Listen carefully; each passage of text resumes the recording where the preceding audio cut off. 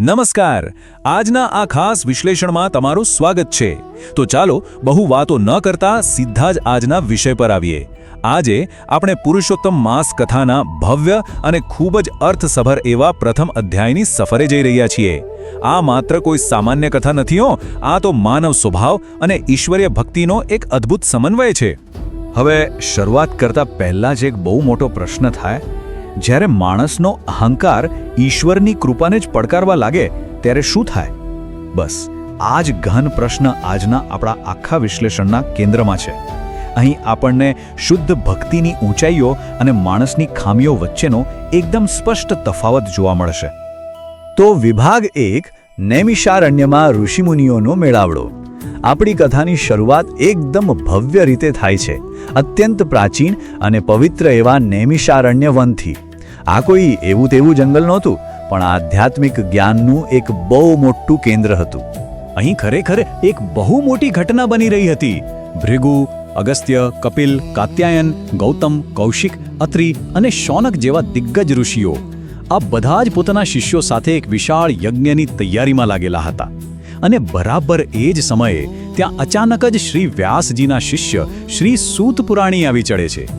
હવે સૂત પુરાણીને જોતા જ બધા જ ઋષિઓ ઉત્સાહમાં આવી ગયા. તેમણે તરત જ પુરાણીજીને ઘેરી લીધા અને જગતના કલ્યાણ માટે કોઈ પવિત્ર કથા સંભળાવવા ખૂબ આગ્રહ કર્યો. આ સાંભળીને સૂત પુરાણીએ પોતાની મહાન તીર્થયાત્રાની વાત માંડી. પહેલા પુષ્કર, મથુરા, પ્રયાગ, કાશી અને ગયા. પછી ત્યાંથી દક્ષિણ, પૂર્વ અને બદ્રિકાશ્રમ. ત્રીજા તબક્કામાં સરસ્વતીના કાંઠે સિદ્ધપુર અને ચોથા તબક્કામાં હસ્તિનાપુર ફરીને તેઓ છેલ્લે આ નૈમિષારણ્ય પહોંચ્યા હતા. જો અહીં નોંધવા જેવી વાત એ છે કે સૂત પુરાણી હસ્તિનાપુરમાં એક અદ્ભુત ઘટનાના સાક્ષી બન્યા હતા. ત્યાં તેમણે નજરો નજર જોયું કે રાજા પરીક્ષિતે માત્ર 16 વર્ષના યુવાન અને તેજસ્વી ઋષિ શુકદેવજી પાસેથી શ્રીમદ ભાગવત સાંભળી અને વિચાર તો કરો, માત્ર 7 જ દિવસમાં જીવન મુક્તિ પ્રાપ્ત કરી લીધી. આ ચમત્કારિક ઘટનાથી પ્રેરાઈને જ તેઓ નૈમિષારણ્યના આ ભવ્ય મેળાવડામાં આવ્યા હતા. હવે કથાનો બીજો વિભાગ, દેરાણી અને જેઠાણીનો સ્વભાવ. બ્રહ્માંડ અને મહાન ઋષિઓની વાત બાજુ પર મૂકીએ અને એકદમ આપણા રોજિંદા જીવન સાથે જોડાયેલી માનવીય કથા તરફ વળીએ. કથા આપણને એક સુંદર નદી કાંઠાના ગામમાં લઈ જાય છે, જ્યાં એક જ પરિવારના 2 અલગ અલગ વિચારોવાળા પાત્રો છે. હવે આ 2 વહુઓ વચ્ચેનો તફાવત જુઓ. નાની વહુ એટલે કે દેરાણી એકદમ નમ્ર, સમર્પિત અને સાદગીભર્યું જીવન જીવવાવાળી. રોજ નદીએ સ્નાન કરવા જવું, પ્રાર્થના કરવી અને કાંઠા ગોરમાની પૂજા કરવી એ જેનો નિત્યક્રમ. પણ એની સામે મોટી વહુ એટલે કે જેઠાણી એકદમ ધનવાન, ભૌતિકવાદી અને અહંકારી, સખત કઠોર બોલવાવાળી અને બસ આખો દિવસ ઘરના કામકાજ અને દોડધામમાં જ વ્યસ્ત રહેવાવાળી. વિભાગ 3, અહંકાર અને દેવીનો પ્રકોપ. હવે આ બંનેના સાવ વિરોધી સ્વભાવનો અસલી ટકરાવ ત્યારે થાય છે જ્યારે પવિત્ર પુરુષોત્તમ માસની શરૂઆત થાય છે. બિચારી નિર્દોષ દેરાણી બહુ પ્રેમથી તેની જેઠાણીને કાંઠા ગોરમાની પૂજામાં સાથે જોડાવા માટે આમંત્રણ આપે છે. અને બસ અહીંથી જ કથામાં એક મોટો વળાંક આવે છે. પૈસા અને ભૌતિક સુખથી આંધળી થઈ ગયેલી જેઠાણી આ આમંત્રણનો સાવ અહંકારથી અસ્વીકાર કરે છે. એ તો ત્યાં સુધી કહી દે છે કે આ તો બધા નવરા લોકોના કામ છે ભાઈ. મારે તો ઘર ચલાવવાનું છે, ઢોરદાખર જોવાના છે, મહેમાનો સાચવવાના છે. ધર્મ કરમ માટે મારી પાસે કોઈ જ સમય નથી. હવે એને બિચારીને ક્યાં ખબર હતી કે આવું બોલીને સીધું પુરુષોત્તમ ભગવાનનું અપમાન કરી રહી છે અને દેવી કાંઠા ગોરમાનો ક્રોધ વોરી રહી છે. અને પછી જે થાય છે ને તે ખરેખર રૂંવાળા ઊભા કરી દે તેવું છે. પરિણામ તરત જ દેખાય છે અને એ પણ અત્યંત વિનાશક. જાણે આફતોની એક વણઝાર શરૂ થઈ જાય છે. પતિ અચાનક દુકાનેથી ગાયબ થઈ જાય છે, દીકરો શાળાએથી ગુમ થાય છે, દીકરીને એના સાસરિયા રોકી લે છે, પિયર ગયેલી વહુ પાછી નથી આવતી અને સીમમાં ચરવા ગયેલા બધા જ ઢોર ગાયબ થઈ જાય છે. એક જ ઝાટકે જેઠાણીના અહંકારથી ભરેલા જીવનનો દરેક પાયો તૂટી પડે છે. આગળ વધીએ વિભાગ 4 તરફ, પછતાવો અને માર્ગદર્શન. હવે અહંકારનો બધો નશો ઉતરી ગયો છે. સાવ ગભરાયેલી અને લાચાર જેઠાણી સિદ્ધિ દેરાણી પાસે દોડી જાય છે. પણ દેરાણી તેને મેણા મારવાને બદલે ખૂબ સમજદારીથી માર્ગદર્શન માટે તેમની વૃદ્ધ સાસુમા પાસે લઈ જાય છે. અને અહીં સાસુમા એક બહુ જ કડવી પણ એકદમ સાચી વાસ્તવિકતા સમજાવે છે. તેઓ કહે છે, ભગવાન સુખ આપે છે અને એ સુખમાં જ માણસ ભગવાનને ભૂલી જાય છે. આ એક જ વાક્યમાં કેટલું મોટું જ્ઞાન છુપાયેલું છે. તેઓ સ્પષ્ટ કરી દે છે કે આ બધી બરબાદી બીજું કંઈ જ નથી, પણ જાણ્યા અજાણે જેઠાણીએ જે ઈશ્વરનો અનાદર કર્યો છે ને, આ તેનું જ સીધું પરિણામ છે. વિભાગ 5 કાંઠા ગોરમાની પૂજા. હવે જેઠાણીને પોતાની ભૂલ પૂરેપૂરી સમજાઈ ગઈ છે. રડતી આંખે તે પોતાની સાસુ પાસે પ્રાયશ્ચિતનો માર્ગ માંગે છે. તે પૂરા દિલથી સ્વીકારે છે કે તે ધર્મના માર્ગથી સાવ અજાણ છે અને હવે તેને સાચા માર્ગદર્શનની ખૂબ જ જરૂર છે. તો સાસુમાં તેને પ્રાયશ્ચિતનો એક ચોક્કસ રસ્તો બતાવે છે. સૌથી પહેલા શ્રીફળ, પુષ્પ, ચોખા, સોપારી, કંકુ, અબીલ, ગુલાલ અને ધૂપ સાથે પૂજાની થાળી તૈયાર કરવી. પછી ગામની અન્ય સ્ત્રીઓ સાથે વાજતે ગાજતે નદીએ જવું. ત્યાં નદીમાં સ્નાન કરી પુરુષોત્તમ ભગવાનના નામનો જાપ કરવો અને છેલ્લે કાંઠા ગોરમાની પૂજા કરી સાચા દિલથી ગૌરીમા પાસે માફી માંગવી. સાસુમાં ખાસ સમજાવે છે કે માત્ર વિધિ કરવાથી કંઈ નહીં થાય, પણ અંતરની સાચી નમ્રતા અને શ્રદ્ધા હોવી બહુ જ જરૂરી છે.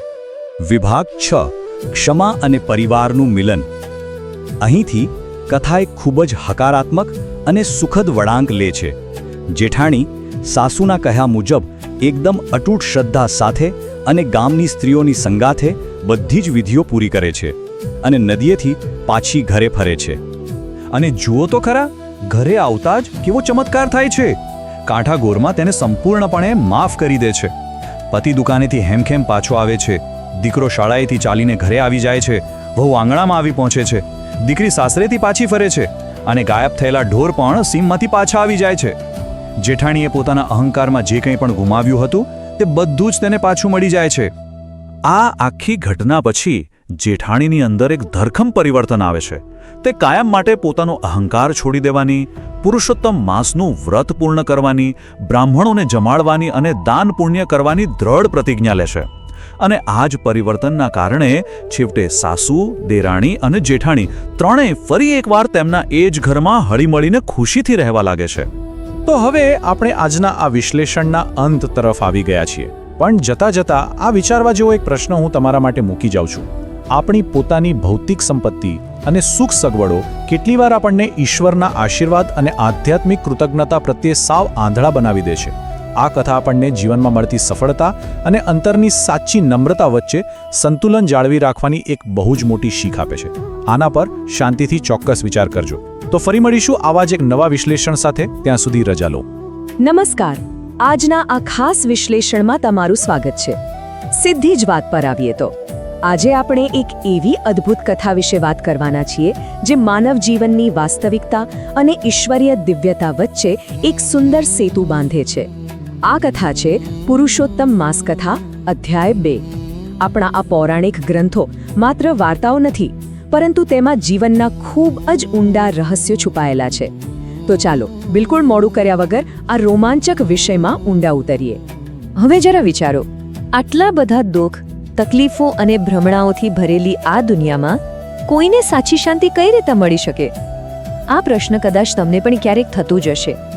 અને રસપ્રદ વાત એ છે કે આ માત્ર આજનો પ્રશ્ન નથી. આ એ જ સનાતન પ્રશ્ન છે જેણે સદીઓથી માનવતાને મૂંઝવણમાં મૂકી છે. આપણી આજની કથાનો પાયો પણ આ જ પ્રશ્નથી નંખાય છે. મહાન ઋષિ નારદજીના મનમાં પણ પૃથ્વીવાસીઓનો આ સંઘર્ષ જોઈને આ જ સવાલ ઉદ્ભવ્યો હતો. તો ચાલો આના જવાબ માટે આપણે શરૂઆત કરીએ આપણા પહેલા વિભાગથી, નારદજીનો પવિત્ર પ્રશ્ન. વાત જાણે એમ છે કે નારદજી પૃથ્વીલોકનું ભ્રમણ કરીને સીધા બદ્રીનારાયણ આશ્રમ પહોંચે છે. ત્યાં તેમની મુલાકાત ભગવાન નારાયણ સાથે થાય છે. નારદજીએ પૃથ્વી પર જોયું હતું કે લોકો મોહમાયામાં ફસાયેલા છે અને સતત દુઃખ ભોગવી રહ્યા છે. તેમણે અત્યંત કરુણા સાથે ભગવાનને વિનંતી કરી કે પ્રભુ, આ દુઃખી માનવીઓના કલ્યાણ માટે કોઈ ચોક્કસ માર્ગ બતાવો. ત્યારે ભગવાન નારાયણે જે ઉકેલ આપ્યો તે ખરેખર અદ્ભુત હતો. તેમણે કહ્યું, પુરુષોત્તમ માસ. હા, આ કોઈ સામાન્ય મહિનો નથી હોતો. આ એવો પવિત્ર સમયગાળો છે જેમાં શુદ્ધ હૃદયથી કરેલી ભક્તિ, દાન, વ્રત અને તપસ્યાનું અનંત ઘણું ફળ મળે છે. ભગવાન નારાયણ સમજાવે છે કે આ માસના અધિષ્ઠાતા સ્વયં ભગવાન પુરુષોત્તમ છે અને આ માર્ગે ચાલવાથી તમામ દુઃખોનો સંપૂર્ણ નાશ થાય છે. હવે આ જ પવિત્ર માસની શક્તિને સમજવા આપણે આગળ જોઈએ. વિભાગ 2, બ્રાહ્મણ દંપતીનો સંકલ્પ. ચાલો આખી વાતને હવે પૃથ્વી પર લાવીએ. એક ગામમાં એક શ્રીમંત બ્રાહ્મણ દંપતી રહેતું હતું. પૈસા ટકે ખૂબ સુખી, પણ સંતાનનું કોઈ સુખ નહીં. હવે બંનેની ઉંમર પણ થઈ ગઈ હતી.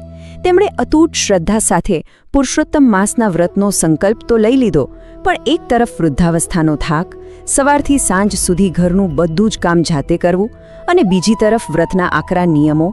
આ બધું સાચવવામાં બ્રાહ્મણી બિચારી કામના બોજ હેઠળ સાવ લોથપોથ થઈ જતી. તેને થતું કે કોઈ મદદગાર હોય તો હું પૂરેપૂરો સમય ભક્તિમાં કાઢી શકું. અને બસ આ જ થાક અને હતાશામાંથી બ્રાહ્મણીને એક અત્યંત વિચિત્ર અને સાચું કહું તો થોડો ભયાનક વિચાર આવે છે. ઘરમાં કોઈ પુત્ર ન હોવા છતાં તે પોતાના પતિને કહે છે, તમે બહાર ગામ જાઓ, કોઈ સારી કન્યા શોધીને તેના મા બાપને કહો કે આપણો દીકરો કાશી ભણવા ગયો છે, અને એક પવિત્ર પોથી સાથે તેના 3 ફેરા ફેરવીને એ વહુને ઘરે લઈ આવો. વિચારો, એક કાલ્પનિક દીકરાના નામે કોઈની દીકરીનું જીવન બાંધી દેવાની આ કેવી ભયંકર અને હતાશ યોજના હતી. અને અહીંથી શરૂ થાય છે આપણો ત્રીજો વિભાગ, વર વગરની બહુ. તમને જાણીને કદાચ આશ્ચર્ય થશે, પણ પેલો બ્રાહ્મણ આ અસત્યને સફળતાપૂર્વક પાર પાડવામાં ખરેખર સફળ થઈ જાય છે. તે ગોર મહારાજને ત્યાં જાય છે. કાશીમાં ભણતા પોતાના દીકરાની એવી તો કાલ્પનિક વાર્તા ઊભી કરે છે કે બધા માની પણ જાય છે. પવિત્ર પોથી સાથે કન્યાના 3 ફેરા પણ ફેરવી લેવાય છે. 4થો ફેરો દીકરો આવશે ત્યારે ફરશે તેવી શરતે તે આ સુંદર કન્યાને પોતાના ઘરે લઈ આવે છે. શરૂઆતમાં તો બધું એકદમ બરાબર ચાલે છે. ઘરના કામમાં વહુની મદદ મળતા સાસુમાના જીવમાં જાણે મોટો જીવ આવે છે. પણ જુઓ, અસત્ય ક્યારેય લાંબો સમય છુપાયેલું રહે ખરું? એક દિવસ પડોશમાં રહેતી એક સ્ત્રી ઘરમાં દેવતા લેવા આવે છે અને સીધું જ પેલી નવી વહુને કડવું સત્ય કહી દે છે. અરે બહેન, આ બ્રાહ્મણ દંપતીને તો કોઈ સંતાન જ નથી, તેઓ તો સાવ વાંજ્યા છે. બસ આ સાંભળતા જ પેલી બિચારી કન્યાના પગ નીચેથી જ જમીન સરકી જાય છે. જે કન્યાએ સુંદર ભવિષ્યના સપના જોયા હોય તેના માટે એક જ ક્ષણમાં આમ ભ્રમ તૂટી જવો કેટલો પીડાદાયક હશે. વહુનું હૃદય સાવ ભાંગી પડે છે. આ હૃદય દ્રાવક દ્રશ્ય પછી આપણે આગળ વધીએ આપણા કથાના 4થા વિભાગ તરફ, 7મા ઓરડાનું રહસ્ય. હવે રડતી અને કકડતી વહુને શાંત કેવી રીતે કરવી? પોતાનું જુઠ્ઠાણું છુપાવવા સાસુમાં તરત જ એક નવી યુક્તિ અજમાવે છે. તે વહુને કહે છે કે આ પડોશીઓ તો બસ આપણાથી બળે છે. આપણો દીકરો ખરેખર ખૂબ તેજસ્વી છે અને કાશીમાં જ છે. વહુનો પૂરો ભરોસો જીતવા તે સીધી પોતાની 7 ઓરડાવાળી ભવ્ય હવેલીની ચાવીઓનો ઝુમખો જ તેને સોંપી દે છે. પણ અહીં તે એક રહસ્યમય શરત મૂકે છે. કહે છે, જોજે, બધું ખોલજે, પણ આ 7મો ઓરડો ક્યારેય ન ખોલતી. હવે તમે જ કહો, માણસનો સ્વભાવ છે કે જ્યાં મનાઈ હોય ત્યાં જિજ્ઞાસા સૌથી વધુ જાગે. સાસુ સસરાની ગેરહાજરીમાં વહુથી રહેવાતું નથી. તે એક પછી એક ઓરડા ખોલવા લાગે છે. પહેલા ઓરડામાં જાત જાતની મીઠાઈઓ, બીજામાં કિંમતી રેશમી વસ્ત્રો, ત્રીજામાં તો ઝગમગતા ઘરેણાં. એમ કરતાં કરતાં 6 ઓરડામાં તેણે અઢળક સંપત્તિ જોઈ લીધી. પણ આ સવાલ તેને કોરી ખાય છે કે આ 7મા ઓરડામાં એવું તે શું હશે જે ખોલવાની મને સખત મનાઈ છે. આખરે વહુની જિજ્ઞાસા તેના ડર પર જીત મેળવી લે છે. તે આજ્ઞાનો ભંગ કરીને ધીમે રહીને એ 7મો દરવાજો ખોલે છે અને અંદર જે દ્રશ્ય જુએ છે તેનાથી તે સાવ થીજી જાય છે.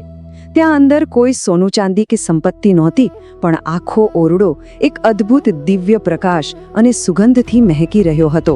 અને બરાબર વચ્ચે દીવાના અજવાળે શાંતિથી પેલી પવિત્ર પોથી વાંચતો એક અત્યંત તેજસ્વી યુવાન બેઠો હતો. જાણે સમય થંભી ગયો હોય એવું એ અવાક કરી દેતું દ્રશ્ય હતું. બરાબર એ જ વખતે પેલા દિવ્ય યુવાને અવાજ આપ્યો. તેણે અત્યંત શાંતિથી કહ્યું, બારણું બંધ કરી દો, જેથી મારા માતા પિતાનું વ્રત ન તૂટે. તમે પોથી સાથે 3 ફેરા તો ફરી જ લીધા છે. વ્રત પૂરું થશે એટલે 4થો ફેરો હું જાતે આવીને ફરીશ. આ વાક્યમાં એક બહુ મોટું રહસ્ય અને દિવ્ય વચન છુપાયેલું હતું. આ સાંભળીને વહુના આશ્ચર્ય અને આનંદનો કોઈ પાર ન રહ્યો. તે તરત જ બારણું બંધ કરી દે છે અને કોઈને કંઈ જ કહેતી નથી. તો હવે આપણે પહોંચ્યા છીએ કથાના સૌથી રોમાંચક ભાગ પર, વિભાગ 5, ભગવાન પુરુષોત્તમનો ચમત્કાર. દિવસો પસાર થાય છે અને પુરુષોત્તમ માસ સફળતાપૂર્વક પૂરો થાય છે. વ્રતનો ભવ્ય ઉજવણો થાય છે અને બરાબર એ જ વખતે ઉત્સાહથી ભરેલી પેલી વહુ સીધી તેના સાસુ સસરા પાસે જાય છે અને કહે છે, ચાલો હવે તમારા દીકરાને બોલાવો, મારે 4થો ફેરો ફરવો છે. બસ આ સાંભળતા જ બ્રાહ્મણ અને બ્રાહ્મણીના પગ નીચેથી જમીન ખસી જાય છે. તેમની પાસે તો કોઈ પુત્ર હતો જ નહીં. હવે આખો ભાંડો ફૂટી જશે અને આબરૂના ધજાગરા થશે એ ડળે બંને પરસેવે રેબઝેબ થઈને કાંપવા લાગે છે. પણ મિત્રો, સાચા ભક્તની લાજ ભગવાન ક્યારે જવા દેતા નથી. વહુ એ ગભરાયેલા દંપતીને પેલી હવેલીના 7મા દરવાજા પાસે લઈ જાય છે અને જેવો દરવાજો ખુલે છે, સાક્ષાત ભગવાન પુરુષોત્તમ પ્રગટ થાય છે. જી હા, એ બ્રાહ્મણ દંપતીની અતૂટ અને શુદ્ધ ભક્તિનું રક્ષણ કરવા માટે ખુદ ભગવાને જ તેમના પુત્રનું સ્વરૂપ ધારણ કર્યું હતું. આખરે ગોર મહારાજને બોલાવીને એ જ દિવ્ય સ્વરૂપ સાથે વહુનો ચોથો ફેરો ફેરવવામાં આવે છે. આ રીતે એક અશક્ય લાગતું કામ માત્ર ને માત્ર શુદ્ધ ભક્તિના બળે સિદ્ધ થઈ જાય છે. તો આખી વાતનો સાર શું છે? જરા વિચારો. જો આવી અડગ અને શુદ્ધ શ્રદ્ધા હોય તો શું આપણા જીવનના અશક્ય જણાતા બંધ દરવાજા પણ ખુલી ન શકે? ભગવાન નારાયણે નારદજીને જે રસ્તો બતાવ્યો હતો તે આ બ્રાહ્મણ દંપતીએ સાક્ષાત અનુભવીને સાબિત કરી બતાવ્યો. આજના આ વિશેષ વિશ્લેષણમાં જોડાવા બદલ તમારો ખૂબ ખૂબ આભાર. આ કથાના ગહન સંદેશ પર ચોક્કસથી વિચાર કરજો, કારણ કે ઘણીવાર આપણી સૌથી મોટી સમસ્યાઓનો ઉકેલ બસ આવી જ અડગ શ્રદ્ધા અને સંપૂર્ણ સમર્પણમાં છુપાયેલો હોય છે. ફરી મળીશું એક નવા વિષય સાથે. ત્યાં સુધી આવજો. જય શ્રી કૃષ્ણ ભક્તો, આ પવિત્ર કથાની વિશેષ પ્રસ્તુતિમાં આપ સૌનું હાર્દિક સ્વાગત છે. આજે આપણે પાંડવોની કઠિન કસોટીઓ અને શરણાગતિની અદ્ભુત શક્તિ વિશે વાત કરવાના છીએ. તો ચાલો કોઈ પણ વિલંબ વગર સીધા જ આ કથામાં ઊંડા ઉતરીએ અને સમજીએ કે પુરુષોત્તમ માસનો મહિમા ખરેખર શું છે અને તેની પાછળ કેવી દૈવી ઘટનાઓ જોડાયેલી છે. પણ કથાની શરૂઆત કરીએ તે પહેલા એક સનાતન સત્ય હંમેશા યાદ રાખવા જેવું છે. તમે ક્યારે વિચાર્યું છે કે મોટા મોટા રાજા મહારાજાઓ પણ દુઃખ અને કર્મના ચક્રમાંથી કેમ છટકી શકતા નથી? કર્મના નિયમો છે જેટલા કઠોર, તે કોઈને પણ છોડતા નથી, અત્યંત ન્યાયી અને શક્તિશાળી પાંડવોને પણ નહીં. આ સત્ય સ્વીકારીશું ને તો જ આગળની ભગવાનની લીલા બરાબર સમજાશે. તો ચાલો સૌથી પહેલા વાત કરીએ વિભાગ 1, પાંડવોનું કષ્ટ અને આર્તનાદ, એટલે કે પૃથ્વી પરના કર્મોનો ભારે બોજ. ભગવાનની દૈવી મદદ ક્યારે અને શા માટે આવી તે સમજવા માટે આપણે જોવું પડશે કે કૌરવોએ પાંડવો પર ખરેખર કેવા અને કેટલા ભયંકર અત્યાચારો કર્યા હતા. જરા એ સમયની કલ્પના કરો. પહેલા તો લાક્ષાગૃહમાં જીવતા સળગાવી દેવાનું કાવતરું, પછી ભરી સભામાં સતી દ્રૌપદીનું અપમાનજનક વસ્ત્રાહરણ અને જાણે એ ઓછું હોય તેમ પૂરા 13 વર્ષનો અત્યંત કઠોર વનવાસ. કામ્યક વનમાં આશ્રય લીધો ત્યાં સુધીમાં તો પાંડવોએ પોતાના કર્મોના એટલા મોટા પહાડ સહન કરી લીધા હતા કે વાત ન પૂછો. અને બસ અહીંથી શરૂ થાય છે આપણો બીજો પડાવ, શ્રી કૃષ્ણનો ક્રોધ અને અભયવચન, જ્યારે દૈવી રક્ષકનું આગમન થાય છે. પાંડવો કામ્યક વનમાં દુઃખના દિવસો કાઢતા હતા ત્યારે ભગવાન શ્રી કૃષ્ણ તેમની ખબર પૂછવા આવે છે અને ત્યાં જે બન્યું એણે આખી પરિસ્થિતિ બદલી નાખી. પાંડવોની આવી દયનીય હાલત જોઈને તમે વિચારી શકો છો કે ભગવાનને કેટલો ગુસ્સો આવ્યો હશે. શ્રી કૃષ્ણ એટલા બધા ક્રોધિત થઈ ગયા કે ખુદ અર્જુન ધ્રુજી ઉઠ્યો. અર્જુનને થયો કે ભગવાન ક્યાંક સૃષ્ટિનો પ્રલય ન કરી દે. એટલે જ 2 હાથ જોડીને અત્યંત વિનમ્રતાથી અર્જુને તેમને શાંત થવા અને રક્ષણનો માર્ગ બતાવવા પ્રાર્થના કરી. અને ત્યારે ભગવાને જે કહ્યું ને એ ખરેખર હૃદયસ્પર્શી છે. શ્રી કૃષ્ણે અર્જુનને આશ્વાસન આપતા કહ્યું, મારા ભક્તોનું દુઃખ રાઈના દાણા જેટલું હોય ને તો પણ મને મેરુ પર્વત જેવું વિશાળ લાગે છે. વિચાર કરો, પોતાના સાચા ભક્તો માટે પરમાત્માના હૃદયમાં કેટલી અપાર કરુણા ભરેલી છે. આ એક જ વાક્ય બધું કહી જાય છે, ખરું ને? આગળ વધીએ આપણા ત્રીજા વિભાગ તરફ, કર્મ, ધર્મ અને અધિક માસ, એક સર્વોચ્ચ દૈવી ઉકેલ. શ્રી કૃષ્ણ અહીં એક બહુ જ મોટો પાઠ ભણાવે છે. એ સમજાવે છે કે માનવીના સુખ દુઃખ ભલે કર્મોથી નક્કી થતા હોય પણ ધર્મ અને આસ્થાથી એ કર્મના બંધનો તોડી પણ શકાય છે. તો આનો ઉપાય શું? શ્રી કૃષ્ણે પાંડવોને સીધી જ સલાહ આપી કે તમે તપ, સંયમ અને હવે જે અધિક માસ આવી રહ્યો છે તેનું વ્રત કરીને તમારા શરીર અને આત્માને પવિત્ર કરો. આ જ એક એવો દૈવી ઉકેલ હતો જેનું પાલન કરવાથી પાંડવો પોતાનું ગુમાવેલું રાજ્ય અને સન્માન ચોક્કસ પાછું મેળવી શકે તેમ હતા. હવે આ સાંભળીને સ્વાભાવિક છે કે અર્જુનના મનમાં પ્રશ્ન થાય જ.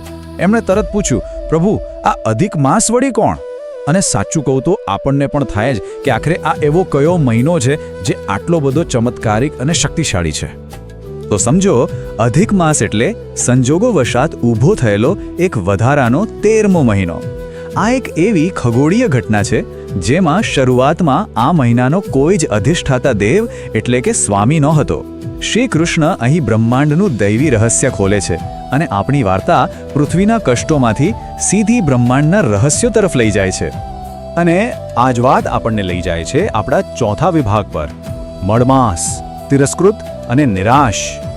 આ બ્રહ્માંડમાં ઊંડા દુઃખ અને અસ્વીકારની એક સમાંતર કથા છે. એક એવા મહિનાની વાર્તા જેને આખી દુનિયાએ નકારી કાઢ્યો હતો. જરા સરખામણી કરીએ.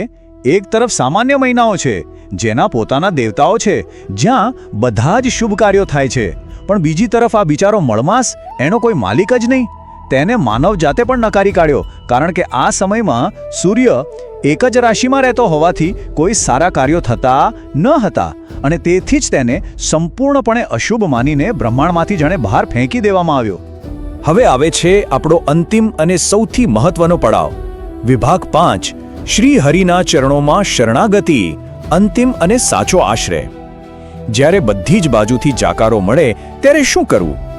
આ નિરાશ અને તરછોડાયેલા મળમાસે જે યાત્રા કરીને એ ખરેખર સંસારના દરેક પીડિત આત્માની યાત્રા હોવી જોઈએ. આ દ્રશ્ય એકદમ હૃદયસ્પર્શી છે. સંપૂર્ણપણે દુઃખી અને તિરસ્કૃત થયેલો આ મળમાસ છેક વૈકુંઠ પહોંચે છે અને સીધો જ ભગવાન વિષ્ણુના ચરણોમાં ઢળી પડે છે. તે પોતાના રક્ષણ માટે આર્તનાદ સાથે આજીજી કરે છે. આ જ તો છે સાચી શરણાગતિ. આ દર્શાવે છે કે જ્યારે દુનિયાના બધા રસ્તા બંધ થઈ જાય ત્યારે માત્ર પ્રભુના ચરણોમાં સંપૂર્ણ સમર્પણ જ કામ આવે છે. તો આ કથાસાર પરથી આપણે મુખ્યત્વે શું શીખ્યા? મુક્તિનો માર્ગ એકદમ સ્પષ્ટ છે. વ્રત, તપ, સંયમ અને ધર્મ. પુરુષોત્તમ માસમાં બસ આ 4 આધ્યાત્મિક આચરણો અપનાવવાથી જિંદગીના મોટામાં મોટા દુઃખોનો પણ નાશ થઈ શકે છે.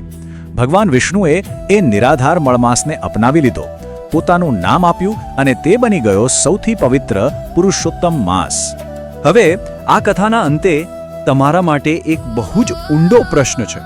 જો એક નકારાયેલા, તિરસ્કૃત મહિનાને પણ પ્રભુ પાસે સંપૂર્ણ શરણાગતિથી સર્વોચ્ચ મુક્તિ મળી શકતી હોય અને તે પરમ પવિત્ર બની શકતો હોય, તો પછી આપણને માણસોને ભગવાનના શરણે જતા શું રોકી રહ્યું છે? જરા વિચારજો આ વાત પર. આગલા અધ્યાય તરફ આગળ વધીએ તે પહેલાં શરણાગતિના આ ભાવને તમારા મનમાં જરૂર વાગોળજો. આ પ્રસ્તુતિમાં મારી સાથે જોડાવા બદલ આપ સૌનો આભાર. જય શ્રી કૃષ્ણ. નમસ્કાર. આજના આ કથા વિશ્લેષણમાં સીધી જ વાત કરીએ બ્રહ્માંડના એક એવા અસ્તિત્વની જેને બધાએ જ તરછોડી દીધું. આપણે સૌ જાણીએ છીએ કે આ સૃષ્ટિના કેલેન્ડરમાં દરેકનું એક ચોક્કસ સ્થાન છે, પણ કોઈ એક એવું હોય જેને સાવ નકારી કાઢવામાં આવ્યું હોય તો? આજે આપણે મૂળ સ્ત્રોતો પરથી પુરુષોત્તમ માસની કથાના ચોથા અધ્યાય એટલે કે મળમાસની આપત્તિ પર ઊંડાણપૂર્વક ચર્ચા કરીશું. આ એક એવા મહિનાની પીડાની વાત છે જેણે કદાચ સૌથી વધુ તિરસ્કાર સહન કર્યો છે. જરા કલ્પના કરો, જ્યારે આખી દુનિયા કોઈ અસ્તિત્વની સાવ નકારી કાઢે અને આ વિશાળ બ્રહ્માંડીય ચક્રમાં તેને એક અનાથની જેમ છોડી દેવામાં આવે ત્યારે શું થાય? તે પીડા, તે એકલતા કેટલી ભયંકર હોઈ શકે? બસ આ જ ભાવનાત્મક અને દાર્શનિક પ્રશ્નથી આપણી આજની કથા શરૂ થાય છે. તો ચાલો સૌથી પહેલા આ મળમાસની ઉત્પત્તિ અને તેના તિરસ્કાર પાછળના કારણોને સમજીએ. આપણા પૌરાણિક સ્ત્રોતોમાં એકદમ સ્પષ્ટતા છે કે આ મળમાસ ખરેખર છે શું? તે એક વધારાનો 30 દિવસનો સમયગાળો છે, જેને આપણે અધિક માસ પણ કહીએ છીએ. હવે તકલીફ ક્યાં છે? તકલીફ એ છે કે આ મહિનાનો કોઈ અધિષ્ઠાતા દેવ નથી, અને બીજી વાત, આ 30 દિવસો દરમિયાન સૂર્યનું કોઈ જ સંક્રમણ થતું નથી. બસ આ જ 2 કારણોસર તેને સંપૂર્ણપણે અશુભ માની લેવામાં આવ્યો છે. તેને કોઈ જ માન કે માન્યતા મળતી નથી. આ 2 પરિસ્થિતિઓ વચ્ચેનો તફાવત જરા જુઓ. એક બાજુ આપણા એવા સામાન્ય મહિનાઓ છે જેમના પોતાના દેવતાઓ છે, જેમાં આપણે બધા શુભ કાર્યો કરીએ છીએ અને દરેક જગ્યાએ તેમનો આદર થાય છે. અને બીજી બાજુ આ બિચારો મળમાસ, ન કોઈ દેવ, ન કોઈ શુભ કાર્ય કરવાની મંજૂરી અને વિદ્વાનો દ્વારા પણ તેનો ભારે તિરસ્કાર. આ તફાવત ખરેખર બહુ જ મોટો અને હૃદયદ્રાવક છે. આ પીડાને સમજાવવા કથાના મૂળ ગ્રંથોમાં એક બહુ જ વેધક વાત કહી છે. તેમાં લખ્યું છે કે જંગલમાં સૂકા પાંદડા ખાઈને જીવવું સારું, પણ પોતાના જ ભાઈઓ વચ્ચે અપમાનિત થઈને રહેવું બહુ ખરાબ. આ વાક્ય સીધું જ મળમાસની માનસિક પીડા અને તેના આઘાતને દર્શાવે છે. પોતાના જ જેવા અન્ય મહિનાઓ વચ્ચે જ્યારે અનાથ ગણીને વારંવાર અપમાનિત થવું પડે ત્યારે તે સહન કરવું સાચે જ અશક્ય બની જાય છે. અને અહીંથી જ કથામાં આગળ આવે છે મળમાસની અસહ્ય પીડાનો તબક્કો. આ અપમાનનો સિલસિલો કેવી રીતે આગળ વધ્યો તે જુઓ. પહેલાં તો તેને સૂર્યના સંક્રમણથી વંચિત રાખવામાં આવ્યો. પછી વિદ્વાનોએ તેના પર મળમાસ એટલે કે મળ સમાન માંસ હોવાનું કલંક લગાવી દીધું.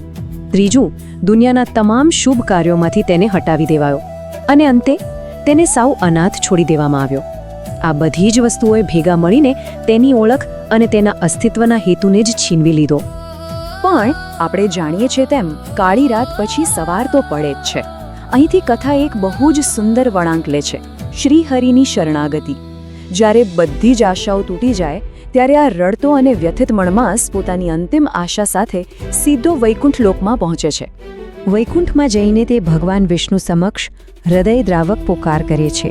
તે કહે છે, હે પ્રભુ, માતા દેવકીને આપે કંસના ત્રાસથી મુક્ત કર્યા, મૃત્યુ પામેલા ગોપાલક બાળકોને જીવિત કર્યા, દુષ્ટ દુશાસનના પંજામાંથી દ્રૌપદીને છોડાવી, તો શું આપ મારું રક્ષણ નહીં કરો? આ શબ્દોમાં રહેલો ભાવ અદ્ભુત છે. તે બતાવે છે કે ભગવાનના ભૂતકાળના કાર્યો આ નિરાધાર જીવને કેટલી મોટી હિંમત આપે છે. અને આ આક્રંદ પછી આવે છે સંપૂર્ણ શરણાગતિ.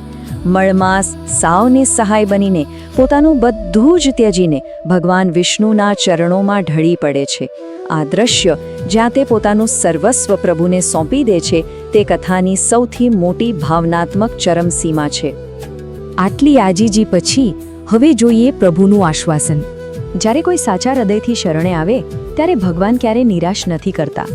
ભગવાને બહુ જ વાત્સલ્યથી તેને સમજાવ્યો કે જુઓ, દુઃખમાં રડવાથી કોઈ જ ફાયદો થતો નથી. તેમણે ખાતરી આપી કે મારા ધામમાં એટલે કે વૈકુંઠમાં કોઈ દુઃખ, શોક કે મૃત્યુ છે જ નહીં.